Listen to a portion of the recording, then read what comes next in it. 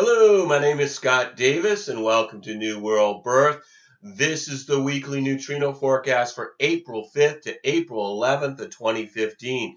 And on April 5th, we have the sun. You can see it right here, denoted by the black circle with the dot in Aries, and in the 21st hexagram. And on the outside of the wheel, we see the chop mark for the 21st hexagram, numbered from bottom to top. The 21st goes yang, yin, yin, yang, yin, yang. And then the 21st hexagram is mapped to an opening in an energy channel called a gate. And right here is the 21st gate of the Huntress, fighting through the justified and necessary use of power in overcoming deliberate and persistent interference, located in the heart center, in a tribal energy path in the ego circuit called the channel of the money line, a design of a materialist that connects to its harmonic, the 45th gate of the gatherer, gathering together the natural and generally beneficial attraction of like forces. And I found human design to be amazingly accurate in describing the person that I use it as my primary tool when I provide readings. And we've got the following activated gates on April 5th. The sun is in the 21st gate with the earth in the 48th gate. We also have the north node in the 48th gate with the south node and Mercury also in the 21st gate along with the sun. Venus is in the 23rd gate. Mars is in the 27th gate. Jupiter is at a standstill as it turns direct on April 8th in the 33rd gate. Saturn is retrograde in the 34th gate. And then Uranus is in the 51st gate. Neptune is in the 37th gate. And Pluto is in the 54th gate. Obviously, not every gate activation forms a channel, but this information can be very helpful if you know your own human design chart, because some of these transits will form channels with potentials in your personal body graph. And the neutrino forecast is just a weather report, and no matter what the weather, your individual strategy and authority is the correct choice to have an authentic experience regardless of the program. As Ra Uru said, whatever the weather's going to be, you have your neutrino umbrella. As long as you're experimenting with your strategy and authority, the weather is for your pleasure. And then as we begin the week, we've got no channel definitions due to the transit field. We're going to be looking at the sun's Ravi-Ching line values daily because 70% of the neutrinos we receive come from the sun. And as Ross said in Living with the Program, the lines of the day, when talking about these daily shifts of line values, he said, we can always take advantage of the themes of the day. If your strategy and authority doesn't lead you in that direction, you can always notice how the program is affecting others in your environment. So let's get started. On April 5th, we've got the sun. It begins with the sun in the 6th line of the 21st hexagram. The sun in the 21-6 is chaos, where ineffective action leads to disorder. Exalted, the war of attrition, the continuance of legitimate action in the hope of eventually succeeding despite all odds, and increasing disorder. Where the ego is out of touch, the display of willpower leads to disorder. Detrimented, withdrawal and the reliance on the inner order in a chaotic situation. Where the material direction is chaotic, the ego will withdraw and uses power to find inner order. And 6 line days on the roof of the hexagram, it's about looking at what's beyond, what's coming up next. But then later on the 5th, the sun then moves into a new hexagram. So it moves out of the 21st hexagram, leaving behind Mercury and the south node, and into the 51st hexagram, joining Uranus. And then the Earth moves out of the 48th hexagram, leaving behind the north node, and into the 57th gate and hexagram. And so this brings the Earth into the 57, connecting with Saturn over here in the 34. So we have these centers defined by transit. So the Earth is in the gate, the 57th gate is the gate of intuitive insight, the gentle, the extraordinary power of clarity. This shift happens at 1:41 a.m.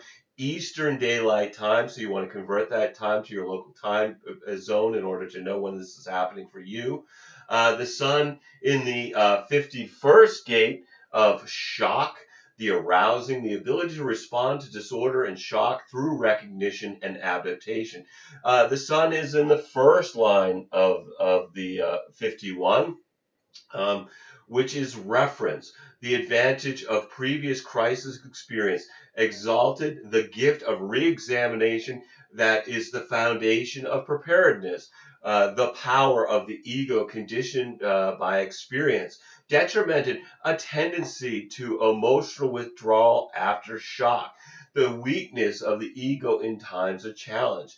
So we're in a new hexagram when the sun is in the first, second, or third line, or the lower trigram.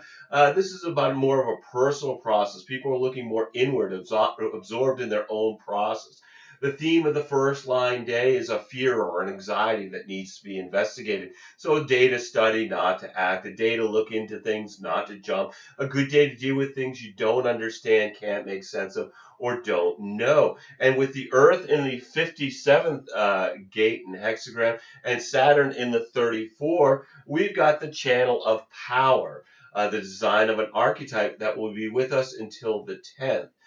This channel, it brings an attunement to the body, to have an acute early warning system to anything in the immediate environment. This increases our intuitive awareness through the power of sacral response. This is an animal instinct to engage in battle or jump out of the way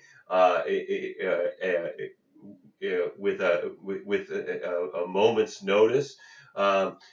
Split second sacral response from our attunement to sound and vibration.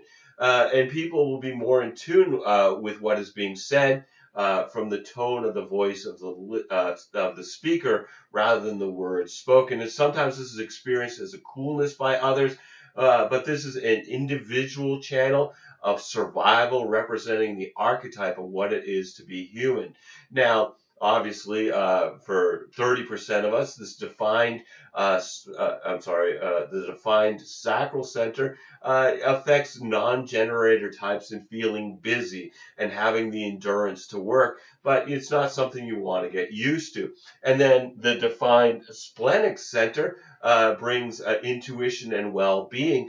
Ra warned that non-splenic people may let go of something that is good for them during a transit defining the splenic center.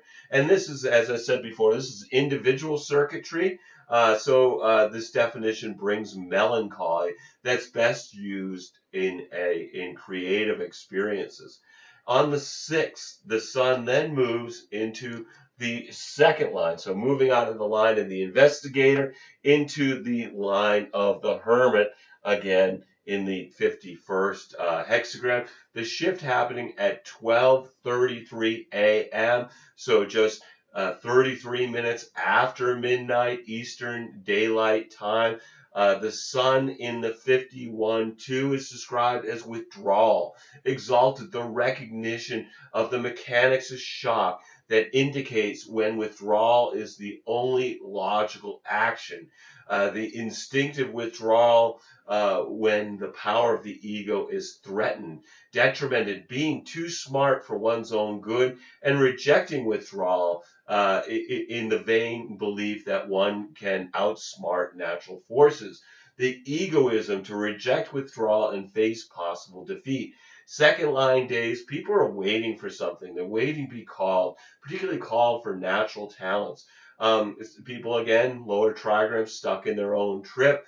So it's not a great day to have a big party or social occasion because no one's really going to want to come. They'd rather stay home under the influence of the hermit. Later on the 6th, though, the sun then moves into the third line of the 51.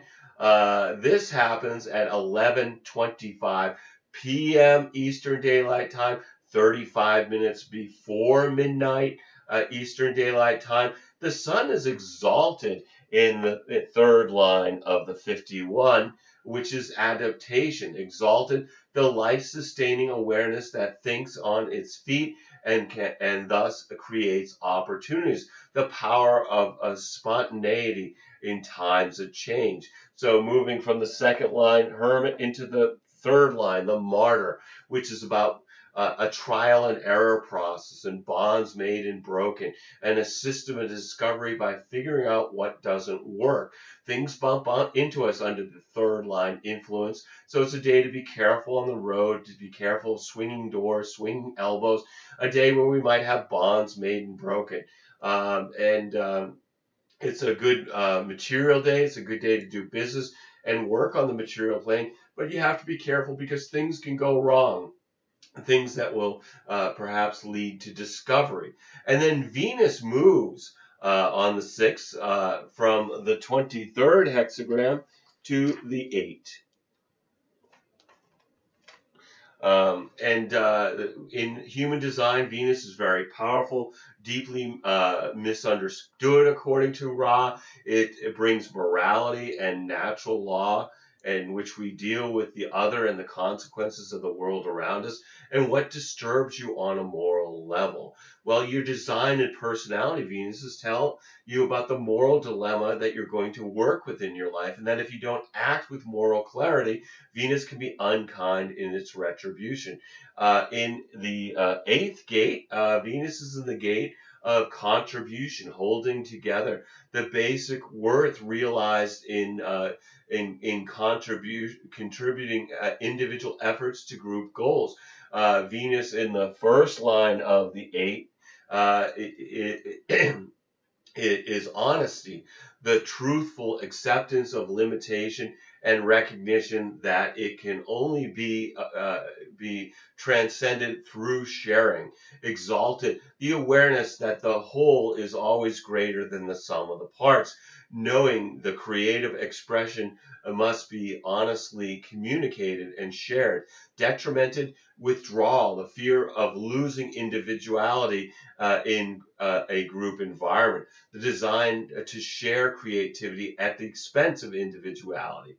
On the 7th, the sun then moves into the 4th line of the 51st hexagram and gate at 10:18 p.m. Eastern Daylight Time, where the sun is exalted due to Uranus being in the 51st gate, and then detrimented because earlier in the day, Mercury also moves into the 51st gate.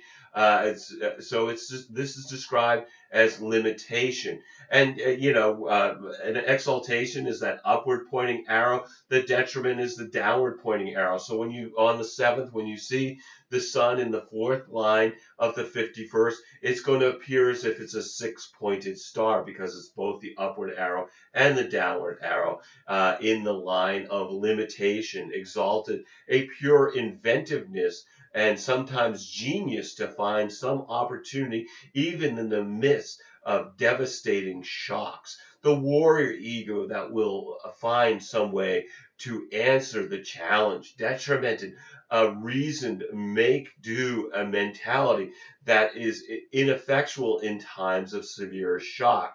The superficial ego that lacks the resources and depth to answer challenges. 4th line, days change from the inward perspective of the lower trigram to more of an outward perspective of the upper trigram in the line of the opportunist. So this is a shift from looking inward to looking outward with the themes of friendship, of companionship, of networking. 4th line days are great for social interaction, and people are more open to networking, to being friendly and social. And then also on the 7th, as we said before, Mercury moves from the 21st into the 51st gate. So it's leaving behind the south node, and it's in the same gate with the sun and Uranus. Mercury is the messenger of the gods in mythology. This is about communication and expansion of human consciousness through communication, not just as words, but Ra talked about it also being through music. And what might you need to communicate in life? Well, we communicate the message of our design Mercury through the medium of our personality Mercury. And what might be communicated when Mercury is in the 51st gate? Well, maybe shocking information or stories. This is the gate of shock, the arousing, the ability to respond to disorder and shock through recognition and adaptation. Mercury in the first line of the 51, again, it's reference, the advantage of previous crisis experience, exalted the gift of re-examination that is the foundation of preparedness. The power of the ego conditioned by experience, detrimented a tendency to emotional withdrawal after a shock, the weakness of the ego in times of challenge. And then on the 8th, the sun then moves into the 5th line of the 51, the shift happening at 9:12 p.m. Eastern Daylight Time. The sun is exalted in the 51.5, which is symmetry, exalted, perfected illumination that in grasping the nature of shock can transform its normal patterns into a systematical adaptation that rides the shock and avoids its devastation. The perfection of the warrior ego through instinctive adaptation. 5th line day is the line of the heretic. When we think about the heretic, the first thing to think about is projection. And the projection is always positive followed by negative. So it's always, they could do it, they'd be great at it. And they'd be the perfect person to do it. And then if the person then doesn't do it, can't do it, for whatever reason that expectation does not get met, that's when the punishment comes. This can be a day where there's suspicion, but also universalization, where something can leak out and spread like a virus, whether it's a YouTube video where suddenly there's millions of viewings, or a Facebook post that goes viral. But there's also a great deal of suspicion and paranoia on a 5th line day, which impacts the natures of relationships. But like I said, with all that projection, it may not be paranoia. It's only paranoia if they're not out to get you. And if they're projecting on you, then quite possibly they are out to get you. Seduction is also a theme of a 5th line day. And then on the 9th, the sun then moves out of the line of the heretic into the role model line, the 6th line, again 51st hexagram. The shift comes at 8:06 p.m. Eastern Daylight Time. The sun is exalted in the 51.6 as separation, exalted in times of crisis when those are around are confused and in disorder, the ability not to succumb to the panic, but to have the will and the vitality to survive alone. The power of the ego to meet challenges alone. 6th line days, we're up on the roof of the hexagram. If you think about being on the roof of your house, you're not tending to look at your house so much as other things in the neighborhood. Well, so the 6th line is really looking beyond, looking at what's coming next. And Ra talked about not to get stuck with your head in the clouds because you'll end up with something running into your shins or your kneecaps. It's a day where there's a lack of focus on what's going on around us because folks are looking beyond their immediate environment. And like 3rd line days, there's certain dangers of not seeing a car coming, not seeing a bill coming. Then on the 10th, the sun moves out of the 51st hexagram, leaving behind Mercury and Uranus, and moves into the 42nd hexagram, and this gate down here. And with this, the Earth, of course, moves as well, and it moves into the 32nd gate and hexagram. So, meaning that the sacral center is no longer defined but we then have a channel definition defining the root center. And let's talk first about the Earth. In the 32nd hexagram, this is the gate of continuity duration. The only thing that endures is change. And this shift happens at 7:01 p.m. Eastern Daylight Time. And the sun in the 42nd gate of growth, the expansion of resources, which maximizes the development of full potential. The sun is exalted in the first line of the 42, which is diversification, exalted, the ability when surplus resources are available to extend one's activities beyond their normal scope.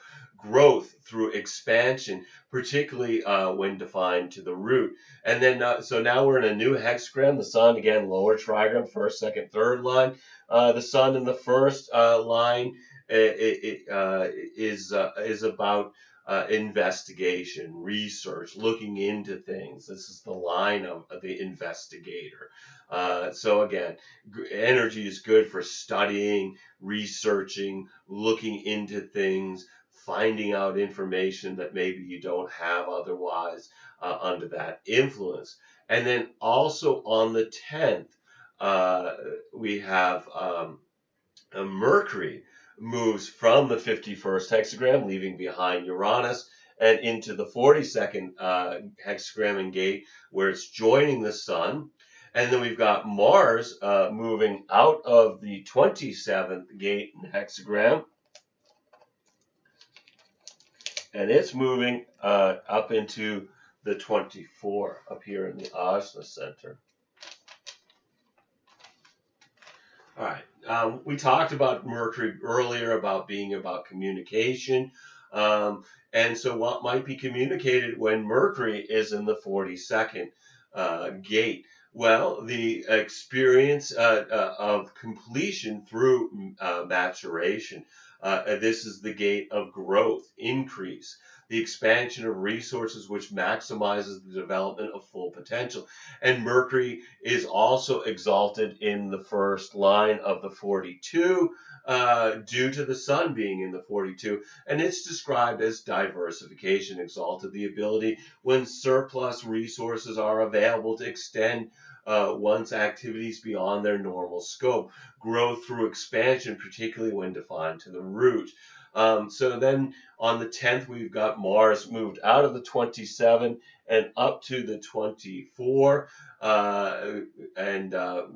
So Mars is in the gate of rationalizing, returning, the natural and spontaneous process of transformation and renewal. Mars in the first line of the 24 is the sin of omission, transformation that requires retrogressive periods before renewal can take place. Exalted, the will to triumph, and in this case, the faith that the end justifies the means. Inspiration and the demands of reassessment of the past thinking before a rational concept can be established. Detriment is self-delusion, which unnaturally justifies periods of regression. Inspiration that leads to an irrational focus on the past.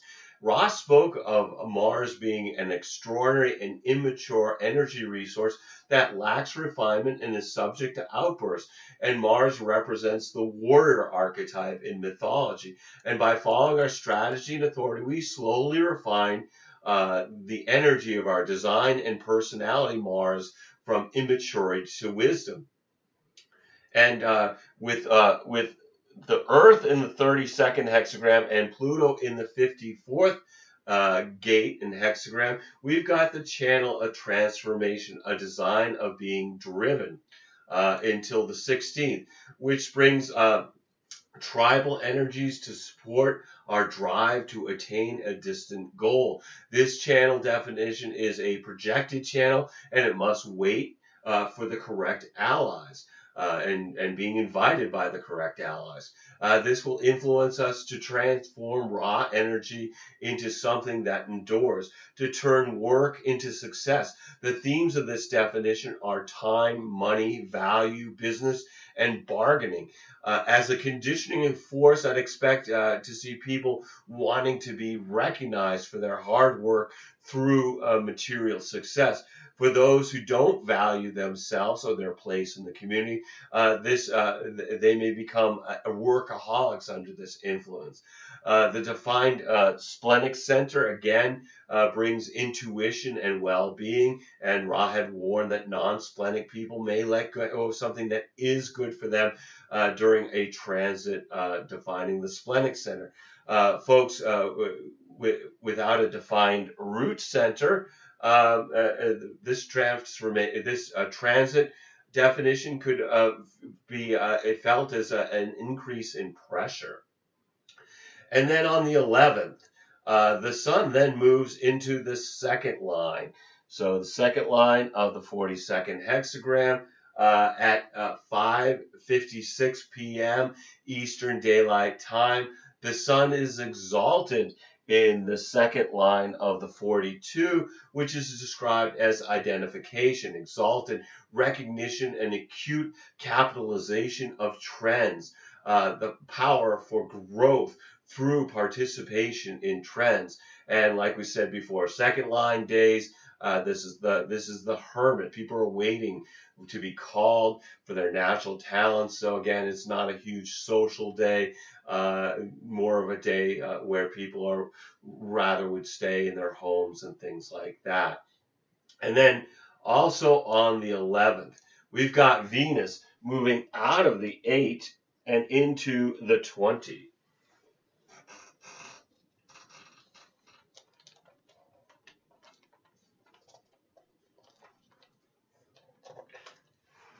Which brings us another channel definition here.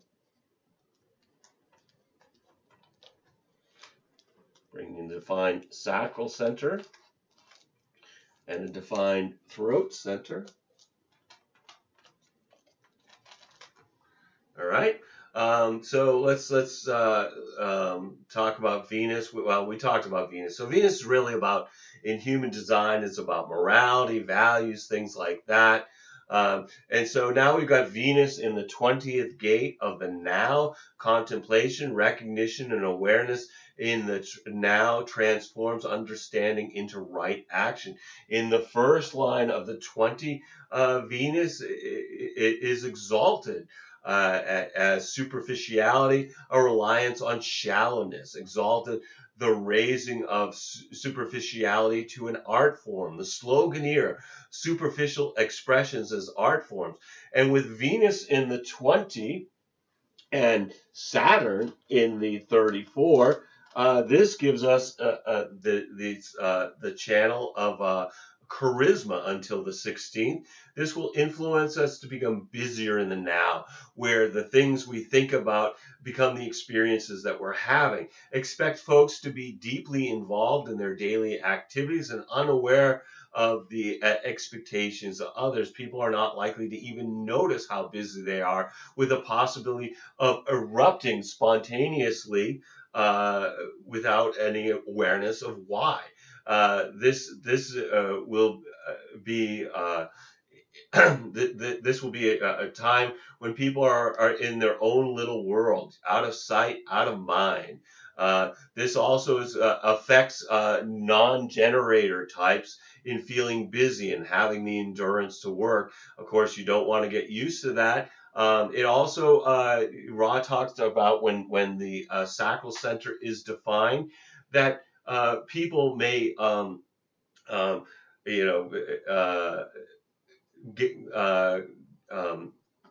basically undefined is you don't know when enough is enough. When it's defined, people might feel like that they know when enough is enough for reflectors, projectors, or manifestors, and actually get rid of something that is worth continuing.